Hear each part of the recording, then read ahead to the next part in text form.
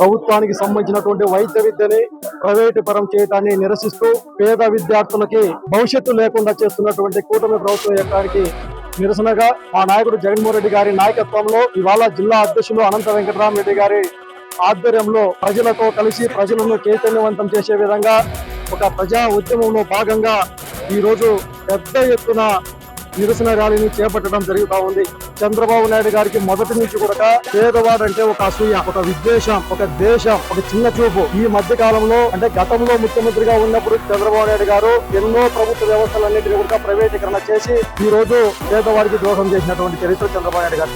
మరి ఈ మధ్య కాలంలో చూస్తా ఉన్నాం, పేద విద్యార్థులకు సంబంధించినటువంటి ఇంగ్లీష్ మీడియాన్ని దూరం చేశారు. పేద విద్యార్థులకు సంబంధించినటువంటి ఫీజు రీయింబర్స్మెంట్ బకాయిలు పెట్టారు. ఇవాళ అదే విధంగా పేద రైతన్నలకు సంబంధించినటువంటి రైతు భరోసా కేంద్రాలను నిర్వీర్యం చేశారు. పేదవారి వైద్యానికి సంబంధించినటువంటి ఆరోగ్యశ్రేణిని నిర్వీర్యం చేశారు. అదే విధంగా పేదవారి గుమ్మం దగ్గరికి వెళ్తున్నటువంటి మౌలిక సదుపాయాలు కల్పిస్తున్నటువంటి వాలంటీర్ల వ్యవస్థను రద్దు చేసి అంటే ఏకంగా ఈ విధంగా చేస్తా ఉన్నారు.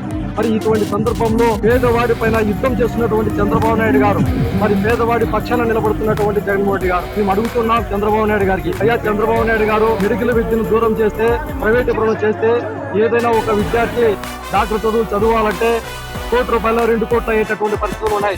మరి ఈ రాష్ట్రంలో ఇవాళ ఉన్నటువంటి సమాజంలో ఉన్నటువంటి బీసీలకు, ఎస్సీలకు, ఎస్టీలకు, మైనార్టీలకి, అగ్రవర్ణాల్లో ఉన్నటువంటి పేదలకు ₹1 2 కోట్లు పెట్టి చదువుకునేటటువంటి ఏ విధంగా పరిస్థితులు ఉంటాయి అనేసి ఈ సందర్భంగా ఆలోచన చేయలేకపోయారా అనేసి ఈ సందర్భంగా అడుగుతా ఉన్నాం చంద్రబాబు నాయుడు గారిని. అదే విధంగా ఈ సందర్భంగా ఈ రాష్ట్ర ప్రజలకందరికీ విన్నవిస్తా ఉన్నాం, ఒకసారి ఆలోచన చేయమని చెప్పి విజ్ఞప్తి చేస్తా ఉన్నాం.